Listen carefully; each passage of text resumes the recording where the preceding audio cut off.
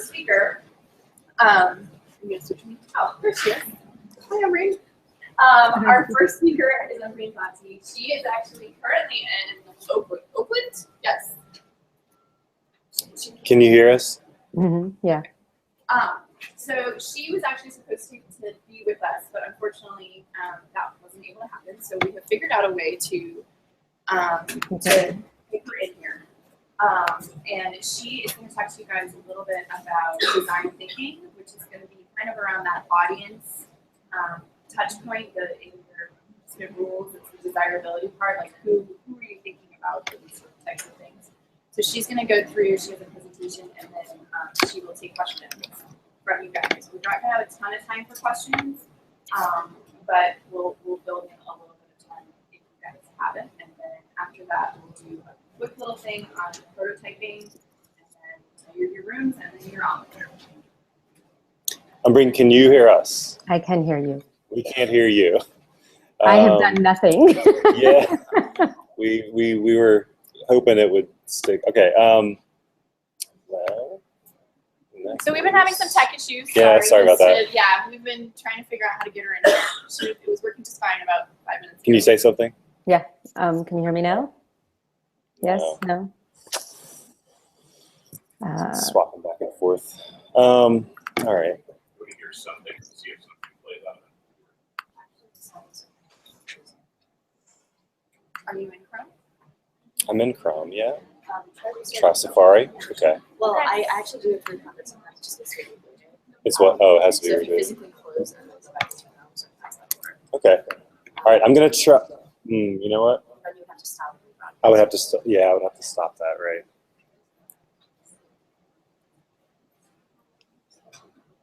So I assume that your other sound out.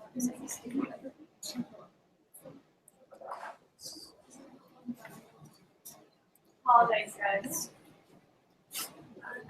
I'm gonna go back into this one. Because sounds from your native computer are playing, just not within the browser. Hmm? Sounds from your native environment are playing, but not within the browser. We just can't hear her. Yeah. Yeah, it's last time, usually when that happens. No, it's on. So what? Usually when that happens with me, it's because we're on. I'm just afraid that if I disconnect So while it, they're it'll going, just you guys, there's also in the your Hangout. packs. There's either bios while we're So I was gonna there's reconnect also bios here. while And then you can have two. Yeah, right. So it doesn't disconnect. today. Most of them Just are get good. another car. So they won't always see your can't really silo up. Or anything today. Mute that. Just because a lot of them will not. Try. You know what? So Let's just try this. So,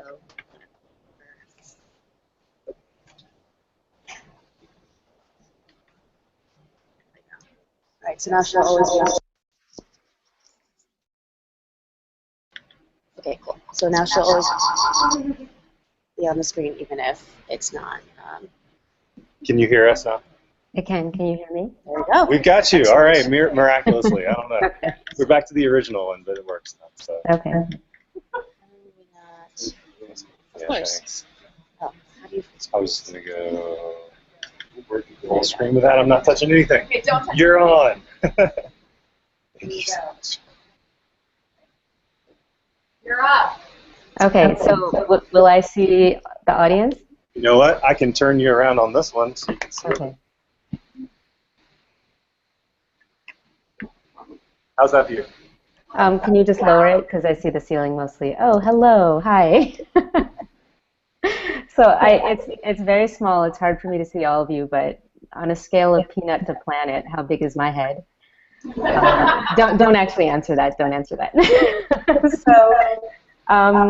So I can't see you guys very clearly. I know that there's a lot of you, which I'm excited about. But if you want to participate, I think they're going to have to flag David or somebody to let me know. But we'll try this out. So. Okay, so my name is Umbreen Bhatti. I am sitting in Oakland. Thank you so much for being flexible, all of you, and kind of putting up with me this way.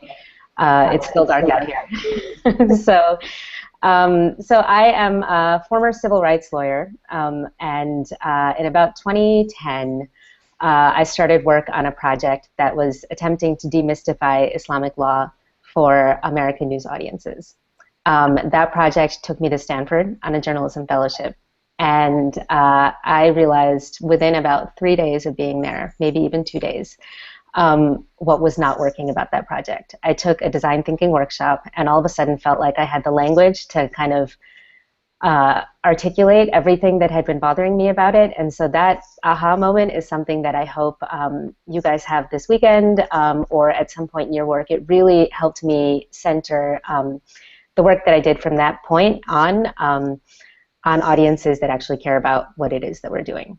And so now I use design thinking to help projects that are in media or in the legal system or civic innovation projects. That's sort of the general space that I work in.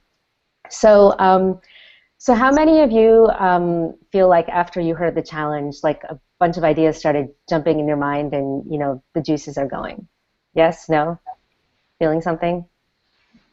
Not that I can see you to know if you're answering this. Okay, I'm going to put some slides on and you're going to stop seeing my face for a little bit, but you'll still hear me, so just give me 1 sec.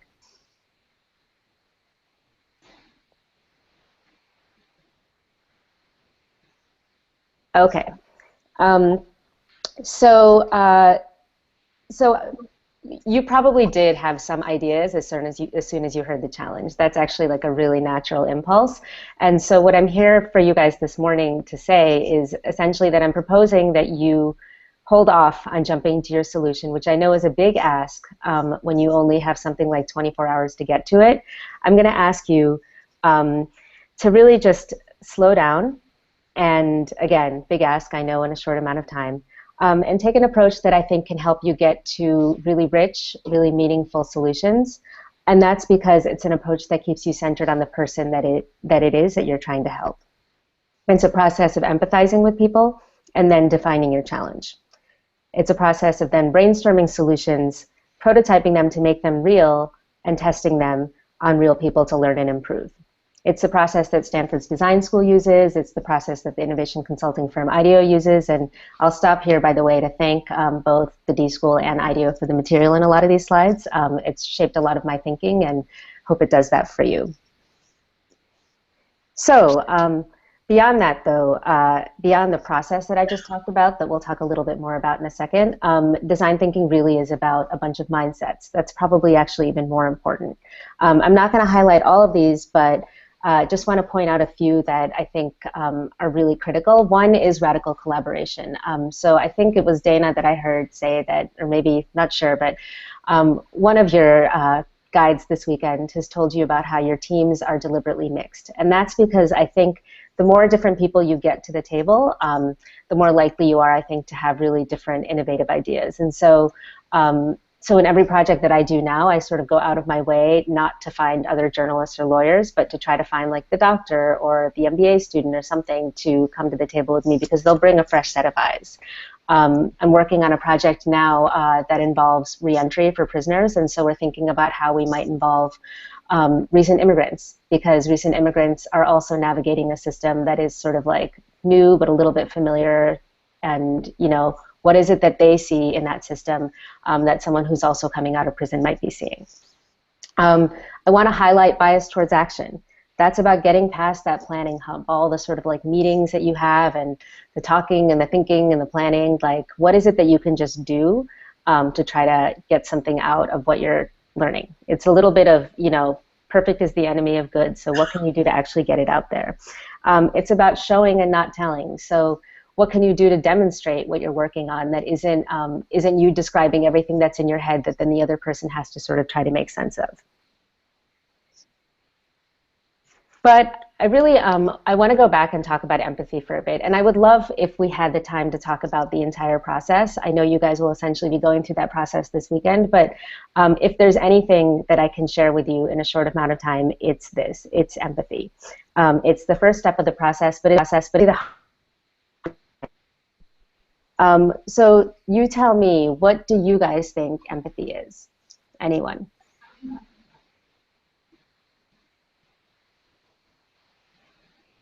Okay, so I won't be able to hear you. So I am just going to answer this and say that it's trying to feel what the other person is feeling.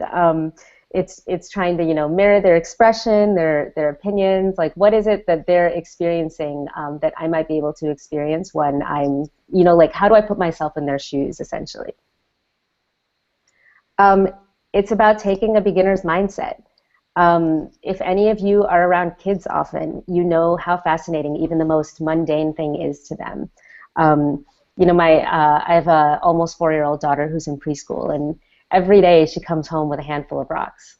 And every day she's like so delighted with these rocks, and I just think like they look exactly the same as the rocks you brought home yesterday, and also we're gonna have to take these back to the playground, like we can't keep them here. And she's just so fascinated by the smallest thing. Like she can spend endless hours thinking about that. I really love this image for that reason. And if you're not around kids, then think about the last time you traveled.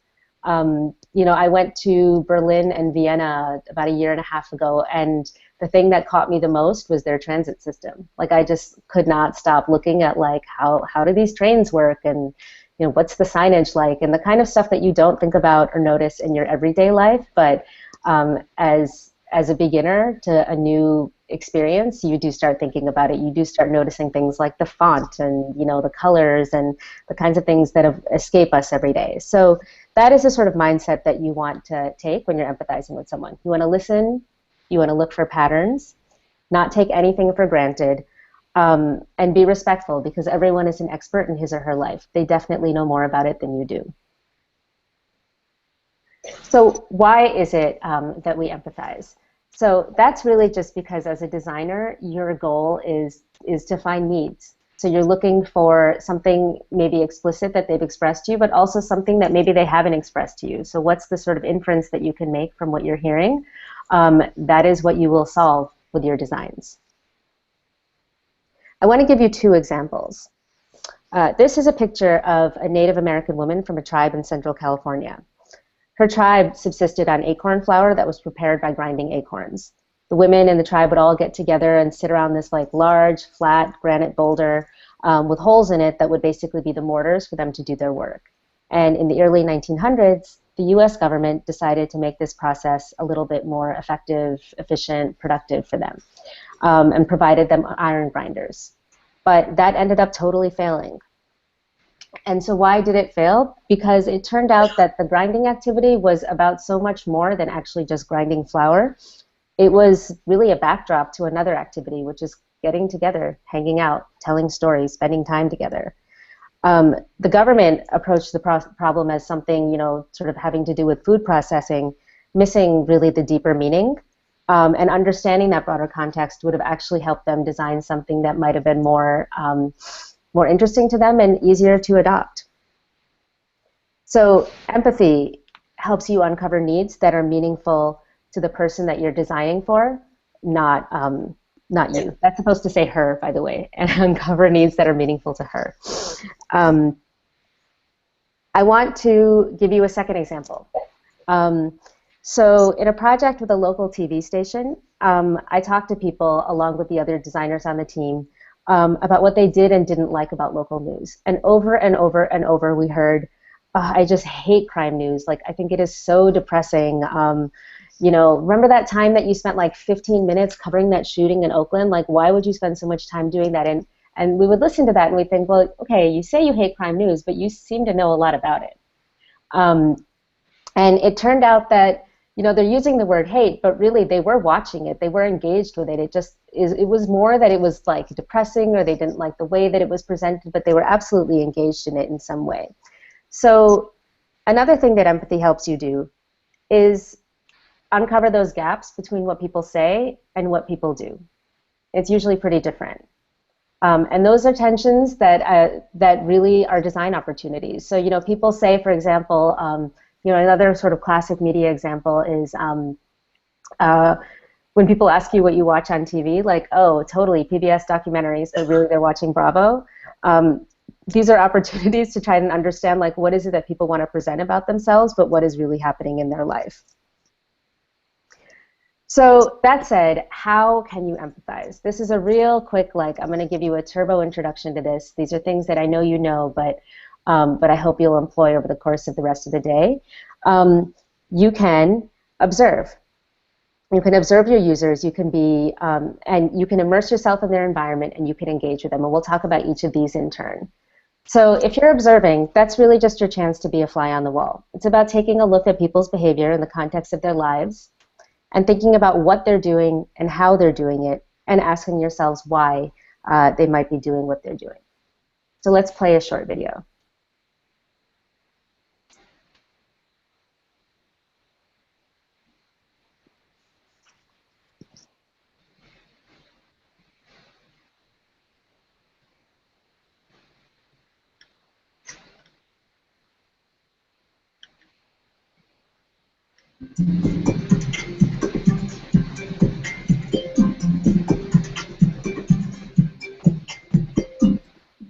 I thought I'd start with this, which is kind of a little bit of a thread that's kind of a heartbeat of my story today.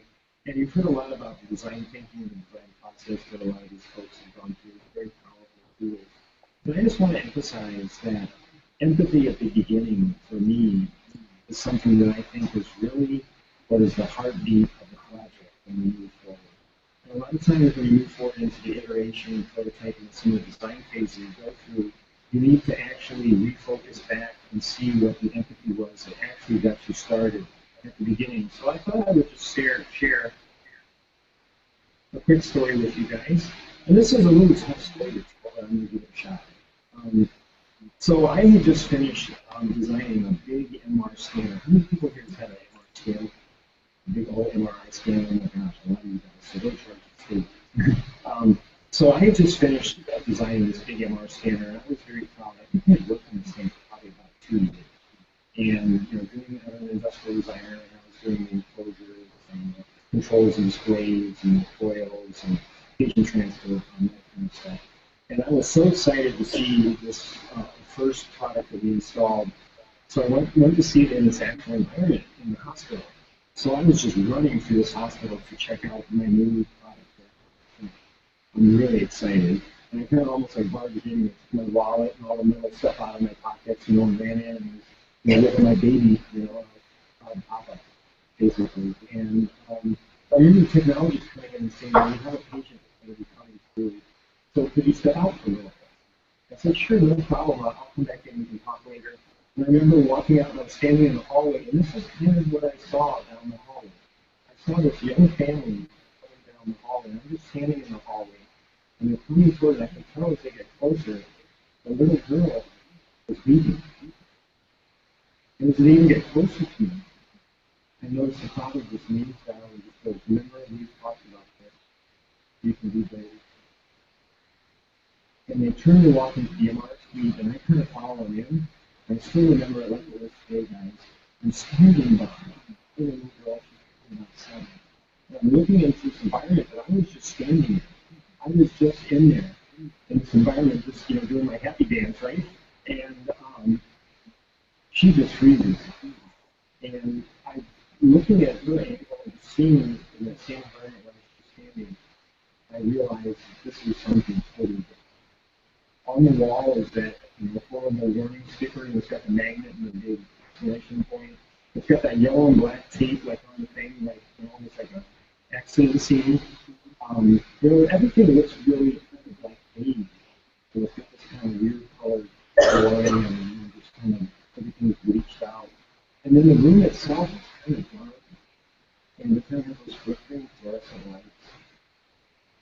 And the machine itself that I designed basically looked like a brick of wood. And I pulled an MRI from the close to the head, and it's just a terrible image. So the little girl just starts to leave. I mean, she's just right now. And I can tell you guys, I'm standing behind and I see these parents. And for you guys, they're looking at each other. They don't have to say it. Because they don't know how to do it.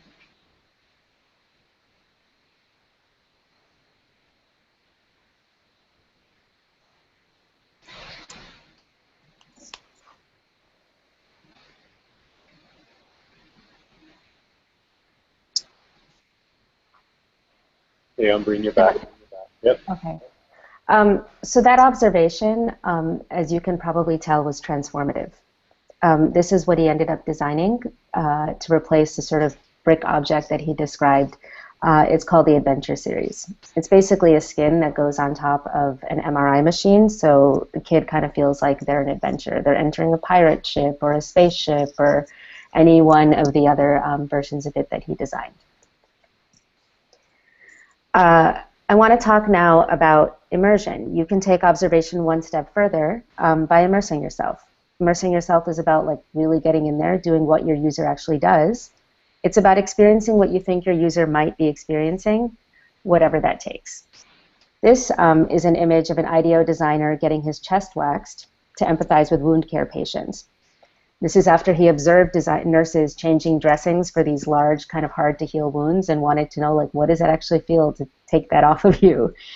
Other examples of immersion are, people who've slept on rubber sheets overnight at an elder care facility to try to relate to what it feels like to spend your last days there. Another way to immerse yourself is to actually participate in like extreme athletic events if you're designing for athletes, and so on. I'm sure you can think of a ton of ideas, but immersion is a tough one, but I think it can be maybe the most exciting way to empathize with someone. And the third is something that I think you know and you're probably very good at already, which is that you can engage your users directly just by talking to them. So let's talk about kind of how you can do that. You can, of course, so you'll start obviously by introducing yourself and introducing your project. Ask open-ended questions. Try to get at stories. So, rather than asking something like, how do you usually, do X, Y, or Z, ask them to tell you about a time when. So people, and I'll, say, for example, if you ask people, what do you usually have for breakfast, it might be that they'll say, well, I usually have yogurt and granola. Well, it's like, well, what did you have today? Or tell me about what you had this morning or yesterday morning, and you might find out that they had a donut. So that's going to be more revealing for you than what people are just expressing to you about how they usually do things. So don't be reluctant to ask for stories, and don't be afraid to get at emotions as well. So even if it feels a little awkward, feel free to follow up questions after those stories by asking things like, how did that make you feel? And feel free to ask why. There's a bit of a joke at the D school that if you ask why like 5 times, that it'll make a person cry. So maybe stop at 4. But ask questions and just keep asking why, even for something that you feel like you might know the answer to. And don't be afraid of silence. This was really hard for me to learn. I don't think I've even fully learned it now, but I want you to note that very end part of this graph, the pickup. Sometimes the most interesting questions come when you just sort of ask people, like, you ask them to say something, they answer it, and then you just let it sit. They'll often just rephrase it. And then when you say thank you and it's all over, they'll just gush. So I host a podcast, and every time, every single time without exception, I do the whole interview, where it's really casual. I always tell people that we'll be editing everything anyway, don't worry about it. We chat for a little bit before we get started. We go through stories and emotions and all the stuff that I'm talking about. And then I say thank you, and I turn off the recorder. And then they tell me everything. And so I always sort of like turn it back on, just hit the button, and then say, don't worry about it. We'll edit this too if you want. But people are always just sort of so much more relaxed when they feel like they can do that. So consider that. Think about when you might be able to just use silence as a tool to try to get at something. So now we're going to make this a little interactive. I want you to basically get together with your groups. We're going to try and answer a couple of questions. So take just a minute now to find the other people in your team and sit with them, and we are going to work on answering these questions.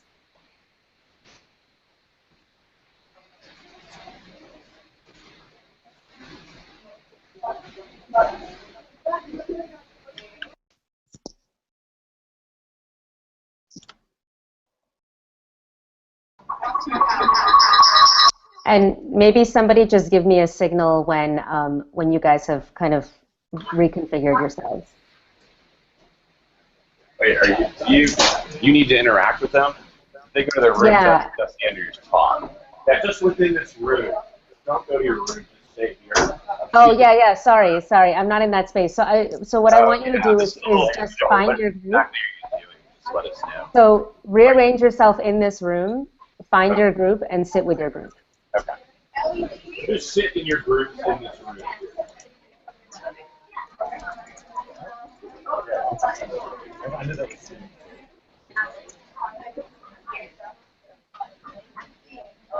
Okay. So have you guys all found your groups and you're all good now? Yeah, they're now meeting, so they are in little clusters around the room right now. Yeah. Jenna is Okay. hard to see, but that's what's happening. Okay. You can see the room, correct? I can see the room. Yeah, it's just that it's pretty Actually, small. I think you can but click on that. You should be able to see only the room, but you won't see your face anymore. But you should be able to click on that, and it won't okay, change. that's fine. Actually, I would rather see that. Let's see if it. Here we go. Good. Okay, this is so much better. Now I'm not looking just at myself. Yeah. Okay, so once you guys have kind of settled in your teams, I'm going to ask you to answer just a couple of questions together. So the first is, who might your user be? Spend just a minute now to brainstorm people that you could actually empathize with for your challenge. What kinds of people do you need to talk to? Who might be a user? And if you can be specific, then think about that. Like if you can actually think, Amy, like write that down. Okay, so just spend, I will give you guys 2 minutes to do that. You're thinking now about who your user might be. Is it, like a young woman between the ages of 25 and 27? Is it a new mom? Is it a professor? Like who is it? Okay. So this is for you now in your groups to be working on maybe just coming up with a list of those types of people. And you don't have to settle this question for yourselves right now, but it's something I want you to start thinking about.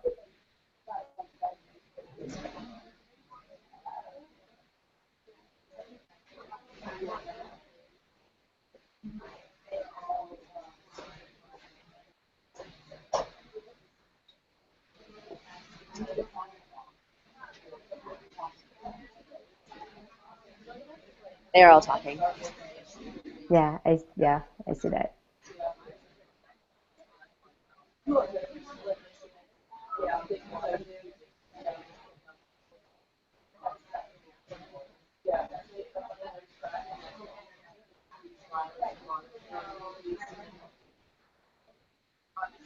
And you're just brainstorming now, so you're not deciding on who that person might be, but you're just kind of coming up with a whole bunch of people that could be potential users for your challenge.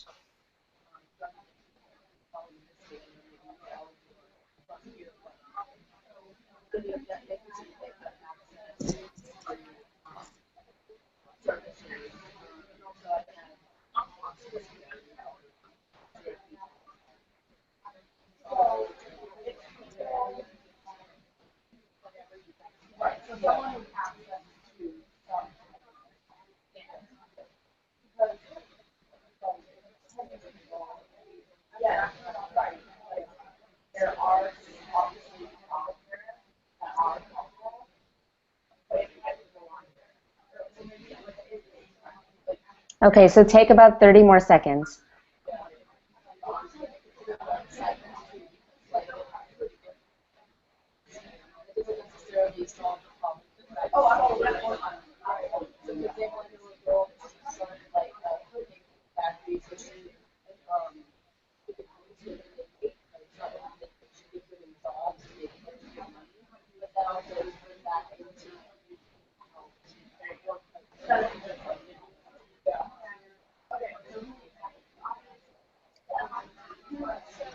Okay, so now I'm gonna get you guys back to me again for a second, and I want you now. So do I have everyone's attention for just a sec? Okay, so now that you've come up with a bunch of potential users, I want you to think about where you can find that person. So where might you be able to observe her, and like what behavior would you want to observe anyway? how would you immerse yourself in what she's doing? I know that the opportunities to observe and immerse yourself in your user are going to be pretty unlikely over the course of the next 24 hours, but it's useful to brainstorm this anyway. It may be something that you can actually do. Let's say you end up designing for college students. You know, there are few around you, and so you might be able to do observations and immersions right there. If your user is somebody more complicated, then maybe that's going to be hard to do, but just take now a couple of minutes, like 1 minute, to jot down a whole bunch of places where you might be able to observe or immerse yourself in what your user is doing. And you can do this for the couple of different users you've come up with, or you can narrow in on one while you're talking.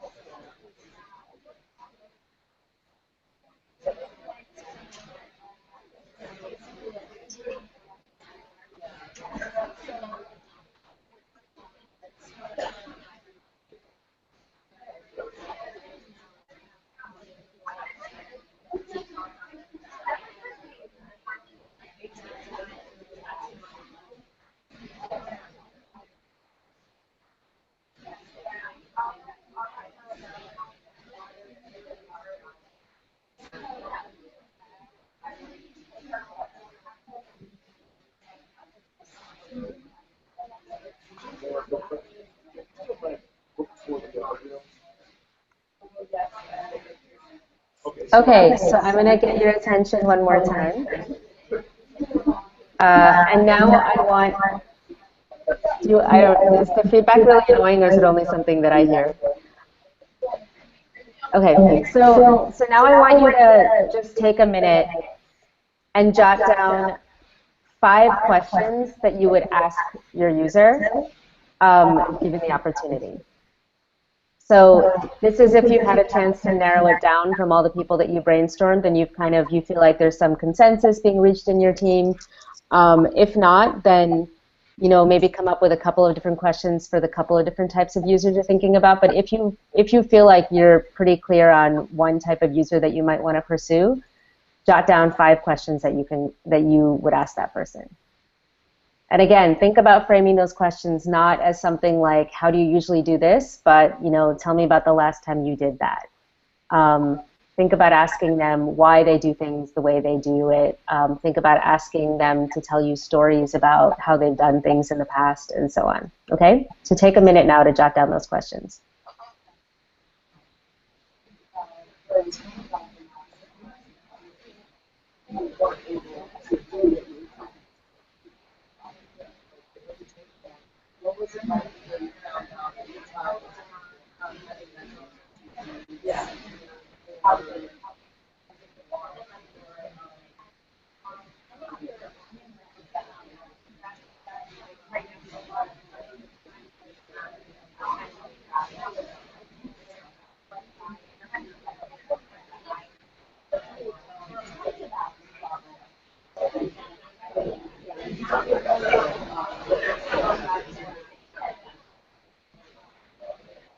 We'll give it about just 1 more minute.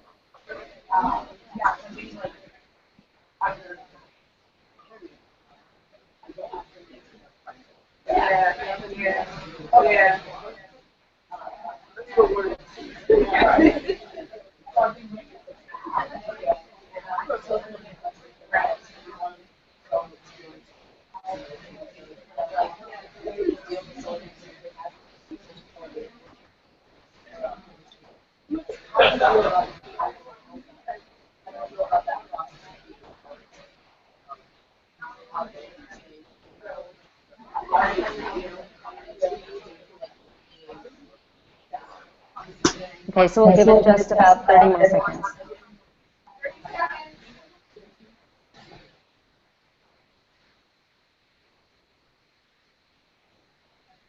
And your questions don't need to be perfect. They're just questions for you to get started so that when you're able to ask your user, you'll be able to get that information.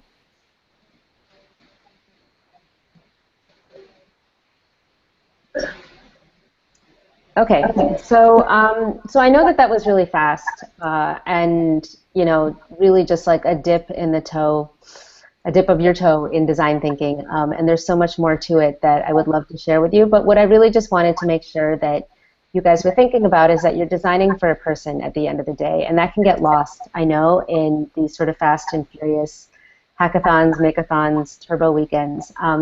So just keep in mind that you're designing for someone real, and that you don't want to forget about her. So thank you guys so much. If you have questions, I am here. You can also tweet me anything you want all weekend. I'll respond. But I'm really excited to see what you make. I remember at the very first one of these, the ideas that came out were totally amazing. All potential viable businesses, you know, just from there. So I know that you guys are going to make something amazing. So good luck.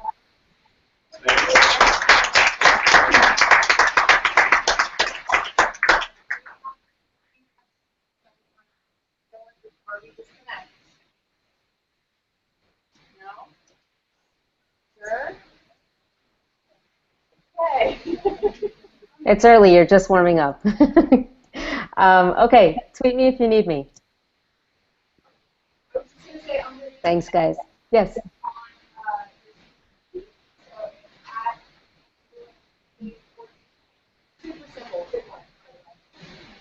We're just giving them your Twitter so that if they have gotcha. a way, so Okay. yeah.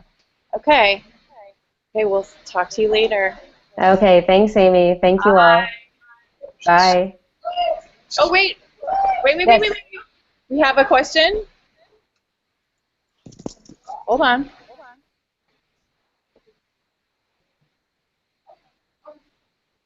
You can come. Umbreen, the question is, hi, I'm Allie. What's a Hi. good way for narrowing your questions down? Was that the narrowing your focus? Yeah, do you have any suggestions for narrowing your focus down a little bit? I think maybe some people Okay, so do you mean narrowing your focus on a user, or narrowing your questions down? Which is it?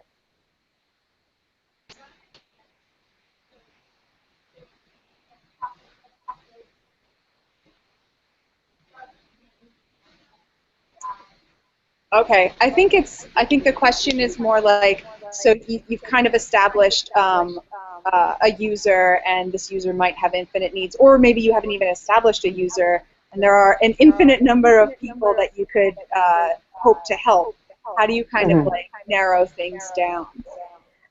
Okay, so I'm going to give you my filter, which is that it's what am I excited about. I know that that sounds a little bit silly, but honestly, you know, you could be designing for a million different people. I have a 6-month-old baby right now, and so that's a lot of what's on my mind. So if I were to choose somebody to design for, like 90% I'd be psyched about designing for a new mom. So it's just like what makes you feel like this is something you want to do. Because if your heart's not in it, that will show. And as for empathizing with people, you can absolutely do that forever. I have found, and I know that this will be difficult in this time frame, I have found that the sweet spot really in a conversation is like the hour-and-a-half mark. You know, before that, it's a little hard to get too deep with people, but inevitably, once you are, you know, able to sit down with someone for an hour-and-a-half, like you get to some pretty rich insights, and you're just collecting information at this point. So you're just going wide, you know, like you're just trying to gather as much as you can. Needs from that will emerge. So when you're collecting all this information, you're talking to people, you're just observing, like, well, how is it that you do this particular activity? Can you show me? Can you walk me through it? Can I do it with you? Can you tell me, like, what was difficult about it the last time you did it? You know, what did you like about it the last time you did it? You're just gathering all this information. The needs will come to you. You will recognize in that process, that seems like that's really difficult and annoying. Maybe I could help her solve that. Does that help? Yeah. Other questions? Okay. Okay, cool. Okay. I think we're good now. Awesome. Thank you, Umbreen. Good. Okay.